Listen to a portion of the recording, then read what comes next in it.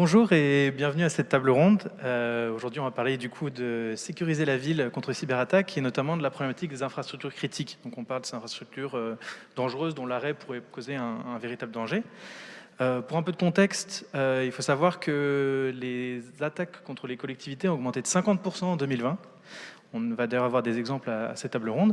Et il faut savoir que les infrastructures critiques, c'est une question qui revient le plus souvent. Par exemple, en février, en Floride, il y a un hacker qui a réussi à pénétrer une station d'épuration, à aller jusqu'au poste de travail qui contrôlait le niveau d'acidité de l'eau et à faire une modification. Heureusement, il y avait un agent sur place, mais on se dit un peu jusqu'à quand il y aura quelqu'un qui pourra intervenir au dernier moment.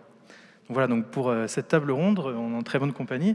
Je vous propose de faire un petit tour de table, en commençant par Madame Marie Nedelec, adjointe à la maire de La Rochelle. Si vous voulez bien expliquer un peu vos fonctions, notamment relatives à la cybersécurité au sein de La Rochelle, je veux bien. Donc, je suis effectivement adjointe à la ville de La Rochelle et également conseillère communautaire déléguée. Et le service DSI est un service mutualisé ville de La Rochelle et agglomération de La Rochelle, tout comme le service de la transformation numérique. Voilà. À sa droite, Philippe Rondel, du coup, qui est porte-parole chez Checkpoint notamment. Et si vous voulez bien présenter rapidement l'activité de l'entreprise. Oui, tout à fait. Donc, bonjour et merci de m'avoir invité. Donc, je suis Philippe Rondel. Je suis à la fois porte-parole et architecte sécurité chez Checkpoint Software. On est fournisseur de solutions de sécurité depuis bientôt 30 ans dans les différents systèmes d'information, on va dire historiques, le système de gestion et de plus en plus le système industriel, Smart Cities, Smart Building, etc. Donc à ma gauche, Guillaume Doyen, vous êtes enseignant-chercheur. Oui, c'est ça. Moi, j'ai le côté académique des choses. Donc, je m'appelle Guillaume Doyen, je suis professeur à IMT Atlantique. Je suis spécialisé dans le domaine des réseaux et de la sécurité. Je suis responsable de la spécialité cybersécurité de l'école et puis aussi animateur de l'axe scientifique de recherche sur la cybersécurité. Voilà. Et je travaille sur la sécurité des très grands systèmes. Tout ce qui est question de facteurs d'échelle sont des préoccupations qui m'animent. Et pour finir, Antoine Guillou, je vous laisse vous présenter. Donc Antoine Guillou, adjoint à la maire de Paris en charge des ressources humaines, du dialogue social et de la qualité du service public. Alors, le premier vocable est assez évident, donc j'ai la responsabilité de la direction des ressources humaines, mais sous le dernier, la qualité du service public, aussi des fonctions relatives à l'immobilier, à la logistique et au système d'information. Ça, c'est les fonctions du système d'information, vous les partagez, c'est ça, avec une direction à part, si j'ai bien compris. On a une direction des systèmes d'information, effectivement, au sein de la ville, qui compte un peu moins de 500 agents. Et donc, je suis évidemment ces activités et je pilote au niveau politique le suivi de cette direction avec le premier adjoint. Voilà. Donc, je vous propose de rentrer dans le vif du sujet avec un exemple de témoignage, qu'on a la chance d'avoir Marie Nedelec qui se présente. Enfin, la chance et la malchance vu que vous avez subi une cyberattaque. Est-ce que vous pouvez nous raconter un peu comment ça s'est déroulé, le moment où ça s'est passé, cette cyberattaque, dans l'immédiateté? Alors, la date exacte, c'est le 26 décembre dernier. On va s'en rendre compte le lendemain, le 27 décembre, la DGS va apercevoir des fichiers qu'elle estime bizarres sur son poste de travail. Elle va le signaler alors, le 26 décembre, donc lendemain de Noël, mais aussi week-end, voilà, pour cumuler. Et elle va le signaler à la personne qui est d'astreinte, mais qui va estimer que finalement, il n'y a pas de difficulté particulière. Et le lundi, au retour des agents, la difficulté, elle est plus importante que prévu. Donc les premières démarches, on les fait tout de suite. Il y a un protocole qui est mis en place et qu'on respecte. Avec des premières difficultés liées au contact des personnes que l'on est censé prévenir, qui sont censées nous aider, l'ANSSI, qui ne répondra pas en fait aux sollicitations, n'arrivera pas à les joindre au départ. Et c'est la gendarmerie qui prendra le relais et qui va vraiment nous accompagner tout au long de surtout les premiers jours qui sont très difficiles. Puisque notre prestataire, lui aussi, nous dit oui, mais c'est les vacances de Noël et donc j'ai personne. Ok.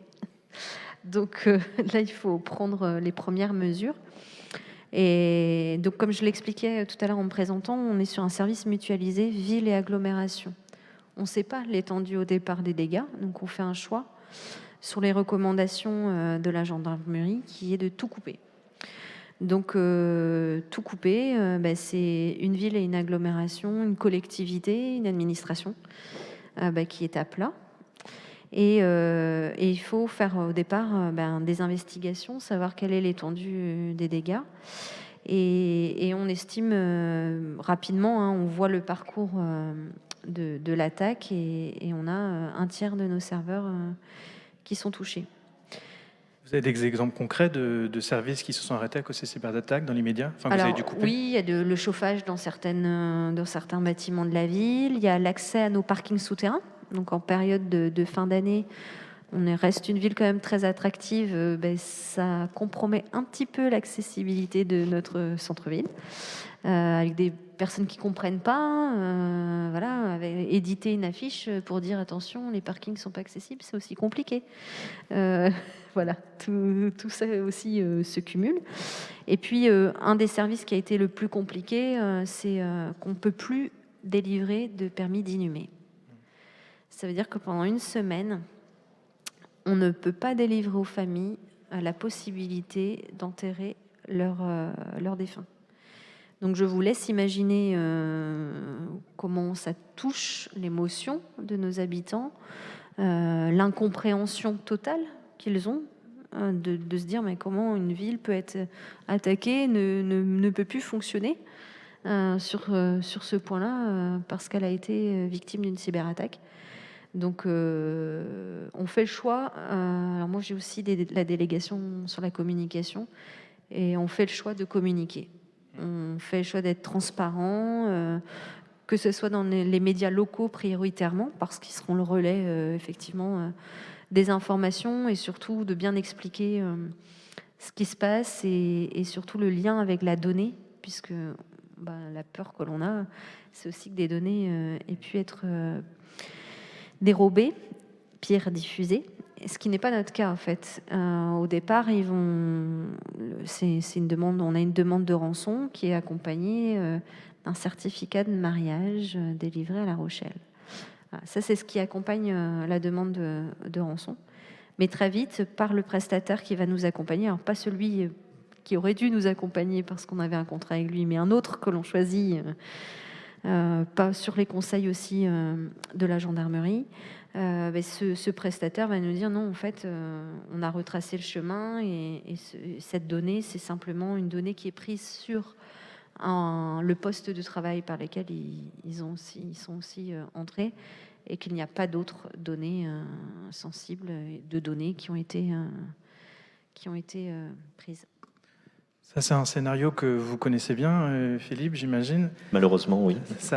Les ransomware, ça a pris quelle place par rapport aux autres attaques C'est la menace principale du moment. C'est ce qui rapporte le plus aux cyberattaquants. Donc forcément, c'est ce qu'ils mènent en plus grand nombre. Et puis, ça fait beaucoup plus de bruit. Il y a d'autres types d'attaques pour prendre possession de systèmes d'information, pour générer de la crypto-monnaie.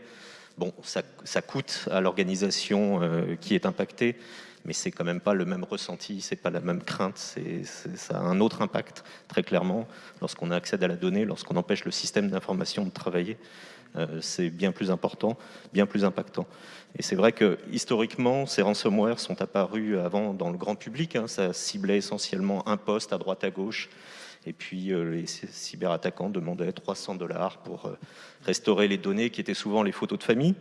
Et puis ils se sont tournés très rapidement vers les entreprises et les organisations et les montants sont tout autres et ils sont en capacité d'obtenir des sommes assez faramineuses. Donc forcément ça a tendance à se multiplier. Du coup, quand on gère l'infrastructure d'une commune, c'est quel type de menace vous construisez tout par rapport au ransomware ou quel type de menace vous avez en tête? Alors on essaye évidemment d'envisager un large spectre de menaces. C'est vrai que on a aussi cette analyse que ce sont les ransomware qui sont les attaques les plus fréquentes, mais évidemment, vu notre position, la criticité d'un certain nombre de nos services, on est obligé d'essayer de se prémunir au maximum contre tout type de menaces. Se prémunir pour essayer évidemment d'empêcher l'attaque d'être couronné de succès, mais aussi se préparer si jamais malheureusement une attaque venait à percer nos défenses, à pouvoir fonctionner de manière dégradée, ce qui est évidemment extrêmement compliqué. Pour donner l'exemple de Paris, nous, on a une numérisation de nos processus, comme toutes les collectivités, qui est évidemment de plus en plus importante, et on a un parc d'applications qui s'est construit au fur et à mesure du temps. On a aujourd'hui plus d'1 millier d'applications, compte tenu de la diversité de nos métiers. On a plus de 300 métiers différents, et donc évidemment essayer de faire fonctionner l'ensemble de ces métiers et de ces services et se préparer à l'éventualité de ne plus avoir ces applications à disposition, c'est évidemment un enjeu titanesque, et donc on essaye de réfléchir évidemment aux fonctions les plus critiques pour le fonctionnement d'une ville, dont l'inhumation, comme cela vient d'être dit. C'est intéressant que vous parliez de la taille absolument immense de la ville de Paris, parce que Guillaume, justement, vous, ce que vous me disiez, c'est, et je pense que peut-être que vous pourrez nous dire si ça vous est arrivé, mais on est sur des systèmes d'information immenses, et il y a forcément des choses qu'on ne va pas voir, et des problèmes. Comment on fait pour les identifier le jour même Alors ça, c'est très compliqué. C'est vrai qu'on est vraiment sur des problématiques qui consistent à chercher une aiguille dans une botte de foin. On peut regarder des systèmes d'information de ville, on peut prendre des infrastructures qui sont encore plus grandes. Je pense par exemple aux providers de cloud, tous les fournisseurs typiquement de cloud public, qui peuvent héberger donc des parties de systèmes d'information, des morceaux d'infrastructures sensibles, et puis qui peuvent avoir aussi des choses qui sont ouvertes, je dirais, un petit peu à tout à chacun. On sait qu'on arrive sur des tailles de systèmes, et notamment quand on va sur le côté smart cities, avec des facteurs d'échelle qui sont extrêmement importants. Être capable par exemple, de surveiller l'activité de dizaines de millions de serveurs ou de machines virtuelles, de conteneurs, c'est quelque chose qui est du lot quotidien. Et donc, on est en plus dans des systèmes où parfois on a toute l'information qu'on souhaite avoir quand on a une maîtrise totale de son périmètre. Donc là, tout va bien. Ça veut dire qu'on est capable de déployer des outils de sécurité un petit peu comme on veut. Et puis, il y a des moments, notamment quand on a recours à des prestataires, on s'aperçoit que la question de la sécurité, c'est un vrai challenge. Et on est un petit peu en mode boîte noire et on est un petit peu assujetti à cette chose-là. Et là, du coup, la question de l'inquisition, la question d'être capable de savoir ce qui s'est passé, on est un peu dans un système où c'est comme si vous étiez locataire de quelque chose, et puis avant, il y a quelque chose qui ne va pas, mais on arrive juste à écouter à la porte en se disant qu'est-ce qui est en train de se passer à l'intérieur. Donc cette question du facteur d'échelle, je pense que c'est une vraie question. Les solutions qu'on a actuellement sont des solutions qui, très souvent, historiquement, reposent sur des approches un petit peu hiérarchiques, un petit peu centralisées, qui ont un petit peu du mal. Et donc les vrais challenges, ça consiste à se dire comment on est capable d'avoir un temps de réaction très court, d'avoir une vraie fiabilité de détection, parce qu'il y a aussi une problématique qu'on n'a pas soulevée, c'est que quand il y a une alerte de cybersécurité, on n'a pas un joli message qui arrive pour dire « attention, quelque chose s'est mal passé ». Tous les opérateurs qui travaillent dans ce qu'on appelle des SOC, des centres de supervision de la sécurité, savent que lorsqu'il y a une alerte, lorsqu'il y a une attaque, en règle générale, on a 1000, 5000, 10 000 alertes qui peuvent arriver. Et la question, là aussi, c'est d'être capable de trouver la bonne alerte, ce qu'on appelle la cause racine de cette attaque-là. Donc, si vous voulez avoir dans ces grandes infrastructures des solutions qui permettent de réagir de façon fiable et de façon rapide, c'est un vrai challenge. Alors, la bonne nouvelle quand même là-dedans, c'est que nous, côté recherche, on travaille sur ces sujets-là, et il y a quand même des pistes de solutions avec des architectures qui sont hautement distribuées et qui ont pour objectif de faire face à ces problématiques. C'est une question qui s'est posée, ça, au moment où il y a eu l'attaque, de se demander, ah mince, tel partenaire, on n'avait pas forcément pensé à ce partenaire gère telle infrastructure. Vous avez dû contacter beaucoup de personnes, ou finalement vous aviez assez centralisé pour gérer vous-même le rétablissement des services? En fait, on a un RSSI, donc il prend le relais, évidemment, au moment où l'attaque a lieu. Après, on a un protocole qui nous permettait quand même d'intervenir vite auprès des différents prestataires. Mais il reste la situation qui, elle, on reste dans une situation de blocage, donc on est obligé de faire appel à une entreprise extérieure pour pouvoir nous accompagner, parce que ce phénomène-là, on ne le maîtrise pas.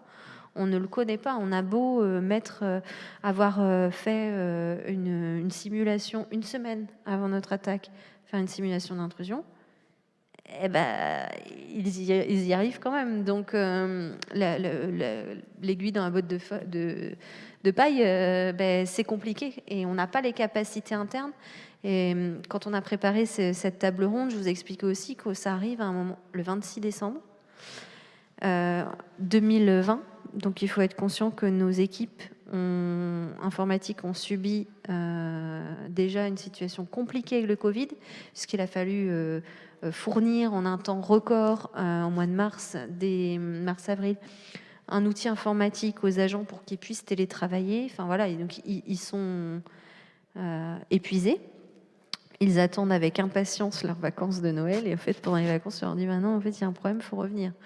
Donc il y a la partie technique et puis il y a la partie humaine, et qui, je pense, est aussi parfois, peut-être, si on doit avoir un regard maintenant sur ce qui nous est arrivé, eh ben, cette ressource, elle est primordiale aussi dans ce type d'attaque.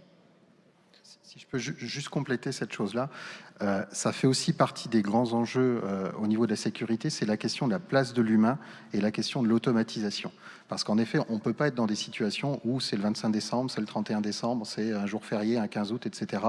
Et donc, on travaille de plus en plus à automatiser tous les systèmes de détection, réaction, mitigation, retour à la normale, et on essaie de plus en plus de redonner la juste place à l'opérateur humain. Pour cette question de temps de réaction, puis aussi pour un autre aspect qui dit qu'on est face à des systèmes d'une complexité qui est vraiment grandissante. On pourrait revenir sur cette question des infrastructures critiques, des smart cities, qui sont des systèmes de systèmes qui sont très très complexes, et du coup on s'aperçoit que ce n'est plus possible de donner toutes les clés à l'opérateur humain. On doit lui donner un rôle, il a un vrai rôle à avoir, mais à la hauteur de ce que lui peut faire.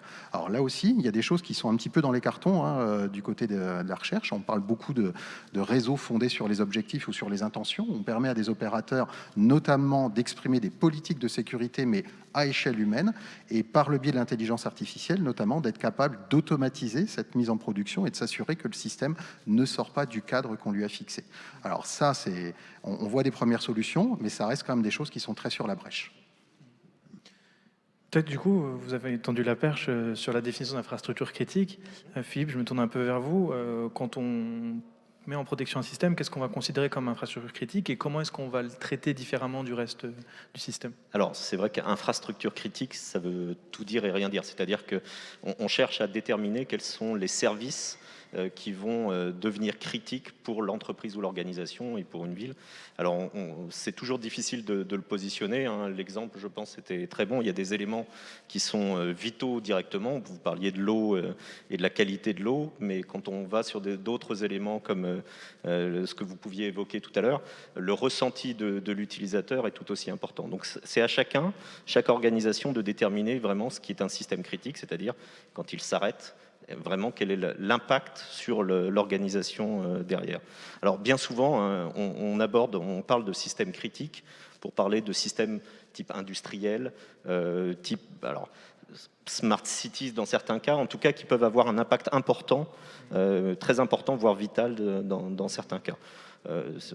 On peut imaginer que la gestion des feux de circulation peut devenir vitale. Si ces systèmes étaient hackés, la vie de certaines personnes serait en danger. Donc c'est très difficile à positionner. C'est à chaque organisation de déterminer quels sont ces systèmes critiques et sur lesquels il faudra effectivement apporter une sécurité appropriée, différenciée et sûrement séparer justement ces fameux systèmes critiques des autres systèmes qui seront plus ou moins vulnérables. On s'en rend compte, c'est une réalité de plus en plus, c'est-à-dire qu'il faut savoir faire avec. Il y a des parties qui vont être compromises. Les postes utilisateurs, peut-être, les serveurs peuvent éventuellement être compromis. C'est pas pour autant qu'il faut justement laisser une porte ouverte ensuite sur ces systèmes critiques qui deviendraient beaucoup plus impactants. Je pense à la question des systèmes critiques. Vu à la ville de Paris, on a quand même un nombre de choses critiques. Qu'est-ce que vous rentrez, vous, dans cette définition-là, Antoine Guillou? Alors effectivement, on a beaucoup de services et de métiers, comme je le disais tout à l'heure. On est à la fois ville et département à Paris, donc on couvre un champ du service public très important. La culture, le sport, le social, la voirie, la collecte des déchets, l'eau. Donc on a évidemment une palette très grande. Et effectivement, je rejoins tout à fait ce que vous disiez, la question de la criticité peut être difficile à évaluer, d'autant que, évidemment, si on pose la question aux équipes en charge des sujets, elles vont toutes dire que leur métier et leurs activités sont critiques, hein, ce qui est bien légitime. Et donc il faut qu'on arrive à évidemment avoir une forme de hiérarchie de tout cela. Il y a aussi une dimension temporelle derrière cela, puisque vous avez effectivement des systèmes qui immédiatement sont critiques. Vous citiez l'exemple des feux de circulation, ça c'est clair. Mais vous avez des systèmes qui peuvent au premier abord ne pas apparaître aussi critiques que d'autres, mais s'ils restent évidemment incapacité trop longtemps, ça va devenir critique. Bon, par exemple, le système de gestion de paye des agents, peut-être que s'il reste inactif pendant 1 jour, c'est pas très grave. Par contre, s'il reste inactif au-delà de la date de paye des agents, ça va commencer à poser un très très gros problème pour le coup. Donc, on a ces enjeux-là aussi de voir, d'intégrer cette dimension temporelle. Une fois que j'ai dit ça, évidemment, pour illustrer concrètement, ce qui va être le plus critique, c'est la distribution de l'eau, on en a parlé, les feux de circulation, la collecte des déchets, bien sûr, la gestion des cimetières. Voilà, on a un certain nombre de services qui sont peut-être encore plus critiques que d'autres, les services sociaux également, puisque là, on a des usagers qui sont très vulnérables et qu'il faut absolument pouvoir continuer à accompagner, y compris dans des circonstances dégradées du point de vue SI. Justement, en parlant de ce fonctionnement dégradé, par rapport aux attentes, parce que j'imagine que vous aviez un plan prévu en cas de cyberattaque, comment ça s'est déroulé, ce passage dégradé? C'était aussi... vous avez des mauvaises surprises ou ça s'est déroulé comme attendu? Alors, on est sur une période de Noël, donc finalement, la collectivité, elle vit au ralenti à cette période-là. Donc, ça facilite quand même pas mal de choses, même si pendant quelques jours, un petit peu moins d'une semaine, les agents reprennent les formalités au papier et au crayon. Mais finalement, ça reste de ce point de vue-là, ça s'est plutôt bien déroulé. C'est la relation au citoyen qui est difficile. Elle est difficile parce que lui, il comprend pas pourquoi il n'a pas accès à ces services. Et surtout, il a la crainte de sa donnée, que sa donnée puisse être volée, divulguée. Donc là, il faut faire preuve de beaucoup de communication et surtout être habile parce que on ne peut pas perdre la confiance du citoyen dans ses démarches. C'est l'image de la collectivité et puis c'est l'image du service public aussi qui est entaché à partir du moment où on est victime.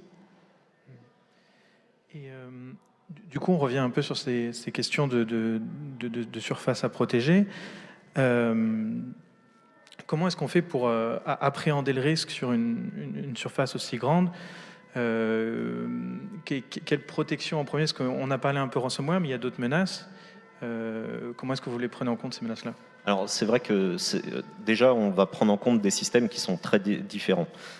Parfois on va retrouver des systèmes d'information qui ont leur propre réseau et des équipements qui sont très spécifiques. Comme je le disais, on va déjà chercher à les séparer du reste du système d'information et n'autoriser que les communications minimales entre ces deux systèmes. Mais de plus en plus, avec des systèmes comme du smart building, mais surtout du smart cities, on se retrouve avec énormément d'objets connectés, directement connectés sur Internet, hein, et donc sans capacité de protéger directement ces objets-là. Donc ça, c'est la plus grande difficulté. Alors, ces objets, eux, ont besoin de communiquer avec des applications centralisées pour se mettre à jour, pour renvoyer les informations, pour prendre des décisions. Donc, sur ces applications-là, on a moyen d'agir, d'apporter de la sécurité. Le plus difficile, c'est d'agir sur ces objets connectés, sur lesquels c'est des petits objets qui ne coûtent pas grand-chose, qui n'ont pas beaucoup de capacité de puissance. Donc, on ne va pas aller installer un logiciel sécurité dessus. Et c'est là où ça devient difficile. parce qu'en plus, ces objets-là sont très vulnérables. On a l'impression de revenir à l'informatique d'il y a 15 ans, les mots de passe uniques, la capacité de se connecter avec un certificat qui est le même sur tous les objets, enfin, toutes les erreurs qu'on a connues dans le passé dans l'informatique traditionnelle, malheureusement, se retrouvent dans les objets connectés. Et l'autre inconvénient, c'est que ces objets connectés, c'est un empilement de bouts de logiciels. Et on s'aperçoit, plus on descend dans les couches, que ces logiciels sont très vieux en fait. Autant le logiciel de surface a été créé il y a quelques mois, autant le logiciel de fond, bien souvent à 10-15 ans, donc contient énormément de vulnérabilités. Et c'est là un problème en soi, et il faut pouvoir gérer justement ces mises à jour d'objets, en se disant qu'il faut les mettre à jour de toute façon pour ces raisons de sécurité et pas uniquement pour des raisons de production. Or, dans l'habitude, on le met à jour que si ça ne fonctionne plus. Or là, il faut penser à mettre à jour juste pour combler les problématiques de sécurité. L'autre inconvénient qu'il y a derrière, c'est que ces objets connectés, bien souvent, vous n'en avez pas la gestion. En fait, vous souscrivez un service à une société qui vous délivre le service complet et qui vous a bien sûr juré au moment où vous signez que tout était sécurisé. Dans cette démarche, en tout cas, les organisations doivent s'assurer du niveau de sécurité qui est délivré, de leur capacité à mettre à jour, etc. Ce sont des éléments importants, mais il faut aussi pouvoir contrôler cette partie-là. Donc contrôler le service délivré par cette société, mais éventuellement contrôler le niveau de sécurité des objets qu'elle vous fournit. C'est des problématiques, je pense, qui font écho à vos travaux, notamment. Cette question de la complexité supplémentaire dans les... Oui, tout à fait. Oui, ça fait écho. Alors, il y a deux, trois choses sur lesquelles je voulais rebondir, justement. Il y a le côté, en effet, objet connecté, où on s'aperçoit qu'il y a des attaques qui sont extrêmement triviales, qui ont lieu sur ce type d'objet, comme ça vient d'être indiqué. En 2016, l'attaque Mirai, je pense qu'il y a eu un retentissement assez fort au niveau du grand public. Vous pouvez le rappeler pour Alors, c'était simplement un réseau de caméras, caméras qu'on pouvait trouver dans des villes. Il y a eu 100 000 objets connectés qui ont été infectés, tout simplement parce que le mot de passe n'était pas changeable, soit pas facilement, et que du coup, c'était le mot de passe par défaut, livré avec l'objet connecté qui restait sur toutes ces caméras connectées. Donc ça a conduit à différentes attaques, dont une chez un opérateur qui s'appelle DIN, un opérateur américain qui a pour objectif de fournir un service qui est extrêmement important à l'échelle de l'Internet. C'est celui qui permet d'associer un nom, par exemple le nom de votre site web, à son adresse IP, l'adresse de la machine qui l'héberge. Et si on rend indisponible ce service-là, c'est tout bête, mais on peut rendre complètement indisponible l'ensemble du service qui doit être fourni.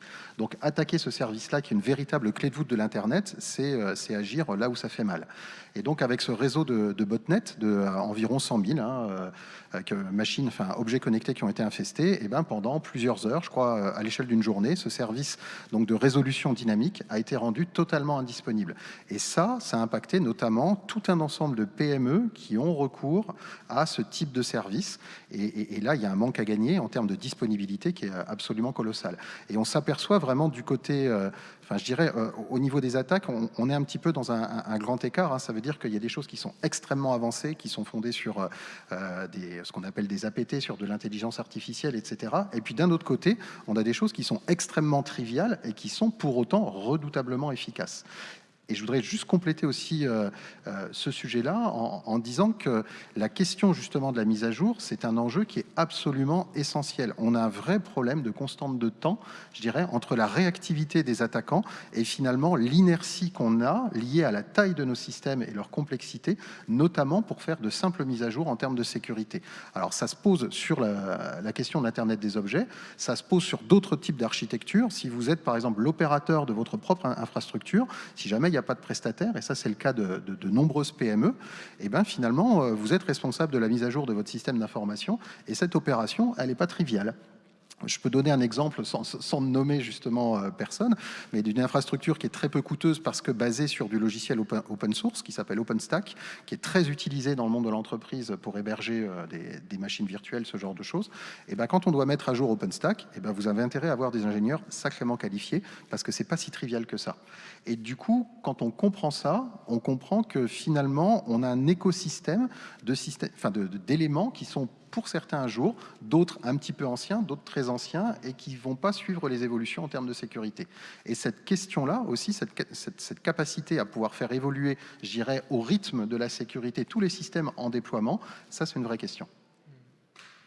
C'est assez intéressant parce qu'Antoine, justement, qu'on ait ces côtés portes ouvertes un peu partout, parce que quand je vous ai parlé de Smart City, vous m'avez presque immédiatement répondu sobriété numérique.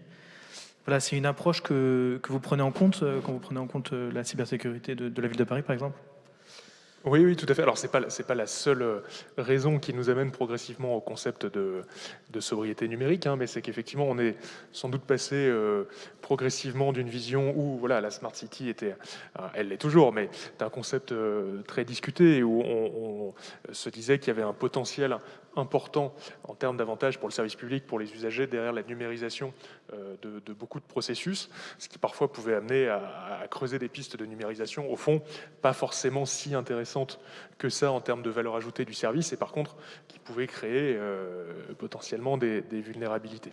Donc il y a d'autres raisons hein, qui donnent à notre sens un intérêt au concept de sobriété numérique, la consommation énergétique, bien sûr, la question des données personnelles, mais c'est une dimension à prendre en compte, ce qui fait que maintenant, effectivement, on est, en tout cas notre vision, c'est pas d'une numérisation à tout crin de tous les aspects qui peuvent être ceux de la ville aujourd'hui, même s'il y a encore beaucoup de choses à faire en la matière, mais c'est évidemment une dimension qu'on prend en compte quand on réfléchit à nos services publics, et en essayant, on a un parc d'applications, je le disais, qui s'est construit au fur et à mesure de l'histoire, mais maintenant, évidemment, quand on pense un nouveau service numérique, on intègre évidemment la question de la cybersécurité, la question de la protection des données personnelles le plus en amont possible pour voilà, justement avoir ce réflexe en quelque sorte dès la conception. Ce qui était assez intéressant aussi de ce que vous avez dit tout à l'heure, Guillaume et Philippe notamment, vous parliez de ce rapport avec les partenaires, les prestataires qui puissent garantir la cybersécurité pour vous. Chez Marie, que c'est quelque chose, du coup, vous vous êtes fait lâcher par beaucoup de personnes, et vous m'avez dit en amont de cette table ronde que, du coup, vous aviez, ça vous a fait prendre un virage, notamment sur les questions de souveraineté numérique, ou est-ce que c'est pas forcément lié? Je vois que vous... Alors, la ville de La Rochelle est engagée sur la sobriété numérique depuis longtemps, de par déjà son histoire et son engagement environnemental fort depuis plusieurs dizaines d'années. Donc, on avait créé un service de la transformation numérique qui intégrait tout ce volet, notamment sobriété et inclusion numérique. Et cette cyberattaque nous a fait, alors pas prendre conscience parce que ça faisait partie de la feuille de route, mais par contre, la volonté d'aller plus vite sur un sujet qui est la souveraineté numérique. C'est de se dire aujourd'hui, finalement, on fait des choix de logiciels notamment, d'infrastructures, en se disant on nous fait croire qu'on n'a pas trop le choix et que le choix il se trouve parfois de l'autre côté de l'Atlantique. Peut-être qu'on peut aussi nous se poser la question de notre souveraineté sur ce volet-là. Aujourd'hui, le ministère de la Défense notamment travaille à faire évoluer des prestataires français, européens, pour nous permettre aussi, nous, collectivités, de faire des choix politiques, pour le coup. Et je pense qu'il faut y aller, il faut les assumer, il faut les revendiquer. Et on doit accompagner ces acteurs-là pour, derrière nous, gagner en souveraineté et en sécurité. Et donc, du coup, peut-être pour approcher vers la fin de cette table ronde, il y a eu une cyberattaque. Comment est-ce qu'on consolide son réseau juste après? Je ne sais pas, Philippe, si vous voulez partir, ou Marie, du coup, ce que vous avez mis en place immédiatement après. Comment est-ce qu'on prépare la protection contre la prochaine attaque? On espère déjà ne plus en être victime. Le risque zéro, il n'existe pas. Ça, il faut juste en être déjà partir de ce postulat-là. Par contre, il faut tenir des leçons de ce qui a pu se passer. On avait aussi des failles dans notre organisation. Donc, la première chose, c'est évidemment de les corriger et de prévenir. Et je crois qu'il y a un moyen de prévention qu'il faut davantage utiliser, c'est aussi la relation que l'on a à nos prestataires. Pas uniquement se mettre, lorsque l'on fait un choix d'un outil, pas uniquement se baser sur sa capacité technique, mais surtout sur la capacité, la relation qu'on va pouvoir avoir avec ce prestataire et qui va forcément jouer en termes de réactivité, en termes nous aussi d'agilité, de capacité à proposer à ce prestataire des évolutions, des changements pour être plus performant. Et puis surtout, on négocie avec l'adjoint au budget Un renforcement. un financement un peu plus fort sur le sujet. Philippe, peut-être que je vous passe un peu. Oui, alors c'est un sujet assez vaste, mais c'est vrai qu'il y a des moyens de protection. Maintenant, c'est vrai que la sécurité 100%, ça n'existe pas. Hein. Il ne faut surtout pas écouter ceux qui le vendraient. Ça n'existe pas. Pour autant, il y a quand même des moyens de protéger, que ce soit les postes, les serveurs, le réseau, avec des technologies qui sont de plus en plus innovantes, mais surtout vraiment avec des technologies qui font de la protection. On voit beaucoup de technologies qui font de la détection, qui vont vous dire un malware est rentré dans votre réseau et il a tout chiffré. C'est intéressant que vous le sachiez, mais vous vous en êtes rendu compte. Donc ça, dépenser des sommes folles pour ce genre de solution, ça ne sert pas à grand-chose. Donc opter pour des solutions qui sont en mesure d'apporter vraiment de la protection et bloquer même les malwares inconnus, ça c'est un élément important. Et puis le deuxième aspect, de toute façon, ça c'est de la technologie, mais il n'y a pas que de la technologie, il faut aussi des process et il faut se préparer et avoir un plan de reprise d'activité en identifiant celles qu'on veut reprendre en premier, de quelle façon on va pouvoir les relancer, parce que ça peut de toute façon arriver, ça c'est sûr. Peut-être je vais me tourner vers Guillaume, à long terme, parce que vous avez un peu cette vision. Qu'est-ce qu'on peut espérer en termes de cybersécurité? Est-ce qu'on peut espérer vraiment une consolidation beaucoup plus forte? Parce que là, on est débordé, c'est compliqué d'arrêter les ransomware, c'est compliqué d'arrêter le cycle de paiement. Est-ce qu'on peut attendre une réponse technique à cette crise-là? Oui, alors, deux choses. Je pense que on n'est pas débordé, on est dans la bataille. Je pense que l'ordre de marche, il est là. Je pense que la prise de conscience sociétale, technique, organisationnelle, etc., on y est. On y est. Maintenant, tout ça, il faut que, ça se met en mouvement. Il n'y a pas de réponse parfaite, donc des attaques, malheureusement, il y en aura encore. Et un élément de réponse qui me semblait très important à attraper au vol, c'est ce qu'a dit Philippe juste à l'instant, en parlant de protection par rapport à la détection. Ça, c'est quelque chose qui est absolument essentiel. Il faut que l'on s'oblige à avoir des systèmes qui soient plus robustes par conception. Et c'est à l'étape de conception des systèmes qu'on doit se poser toutes les questions de la sécurité. Finalement, c'est que les trous dans la raquette qu'on va faire par des solutions de supervision avec de la détection d'intrusion, etc. Tout ce qu'on n'aura peut-être pas pu anticiper pour diverses raisons, par complexité de système, par des attaques qui n'étaient pas vues jusque-là, etc. Mais du coup, la question de la sécurité par conception, c'est quelque chose qui est extrêmement important. Si vous regardez différents domaines qui sont associés à tout ce qui est Smart City, on voit qu'on est encore dans un grand écart. On a un grand écart qui dit que je pense que dans le transport intelligent, pour le véhicule autonome, c'est quelque chose où, alors il y a des trous dans la raquette, mais la prise de conscience était là, et dès la conception, on a à cœur de faire ça. Si vous regardez ce qui se fait dans la 5G a très clairement vraiment un vrai silo sur la sécurité de la 5G qui est très présent. Mais inversement, on est face à des systèmes qui ont des constantes de temps bien plus importantes. Si on regarde ce qui se passe dans les infrastructures critiques, typiquement dans les réseaux SCADA, etc., des vieux réseaux qu'on appelle des réseaux Modbus, voilà pour ceux qui connaissent ça, c'est à une époque où on faisait des réseaux qui n'étaient absolument pas sécurisés. Donc on est face à cette complexité de systèmes qui... Alors, la prise de conscience est là pour les solutions les plus récentes, mais il y a des choses qui sont plus anciennes sur lesquelles on sait qu'on a encore des trous dans la raquette. Donc je pense que la réponse vraiment réside dans la sécurité par conception pour tout ce qu'on va amener pour l'avenir de ces infrastructures. Je prends un tout petit exemple, si vous me permettez de pointer ça. Moi, je suis impliqué dans des travaux sur l'Internet à très faible latence, sur lequel on s'intéresse aux architectures des routeurs qu'on pourrait trouver dans 5 ans, dans 10 ans, qui vont permettre de faire de la très faible latence. Eh bien, si vous regardez la façon dont ces choses-là ont été conçues et sont en cours de standardisation, notamment au niveau mondial, eh bien, vous apercevez que la sécurité vient, mais encore après coup. Et qu'on a fait des architectures et que seulement maintenant on commence à se dire et comment on peut les attaquer. Donc on y est, on a fait des pas en avant, mais on n'y est peut-être pas encore tout à fait. Donc on a encore du chemin à faire, je crois. Intéressant que vous ayez amené la... Je sais pas, Antoine, vous vouliez intervenir? Non.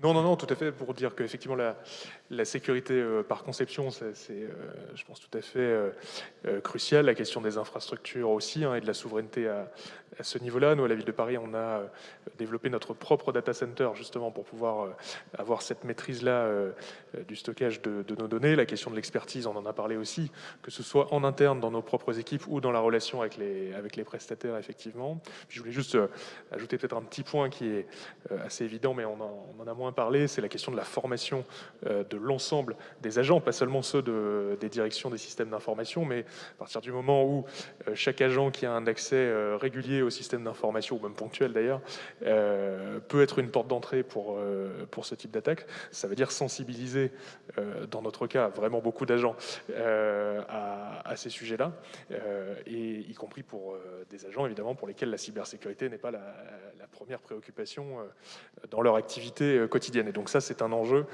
très important pour nous aussi en tant qu'organisation, et pas des moindres, parce que là, on s'adresse évidemment à un public qui n'est pas, évidemment, de prime abord, très au fait de ces enjeux-là.